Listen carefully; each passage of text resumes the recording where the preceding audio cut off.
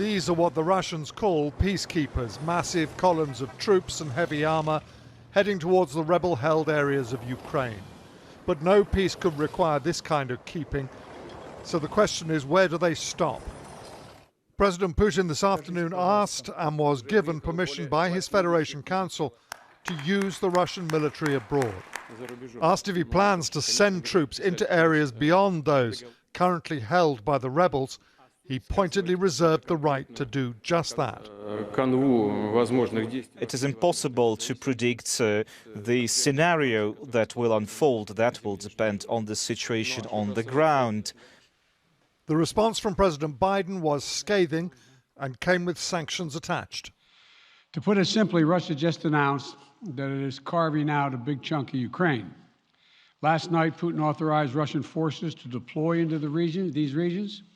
Today, he asserted that these regions are actually extend deeper than the two areas he recognized, claiming large areas currently under the jurisdiction of the Ukraine government. He's setting up a rationale to take more territory by force, in my view. In Europe, too, the view is that last night marks a beginning rather than an end. But we have to face the possibility that none of our messages has been heeded and that Putin is implacably determined to go further in subjugating and tormenting Ukraine. Every indication is that Russia continues to plan for a full-scale attack on Ukraine.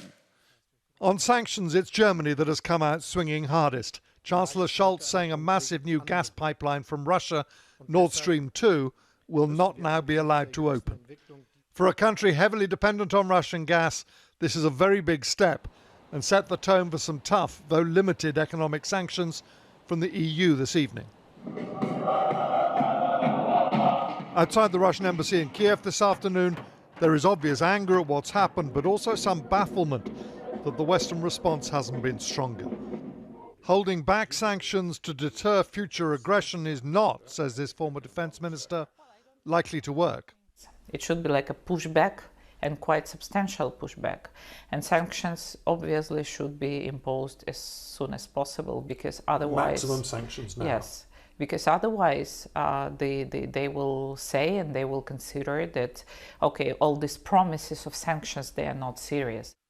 With satellite pictures suggesting there's been no change in Russia's forced deployments, and news tonight that Moscow is evacuating its diplomats from Ukraine, there is indeed no sign that sanctions have so far had any effect on Putin's decision-making. James Mates, News at 10, Kiev.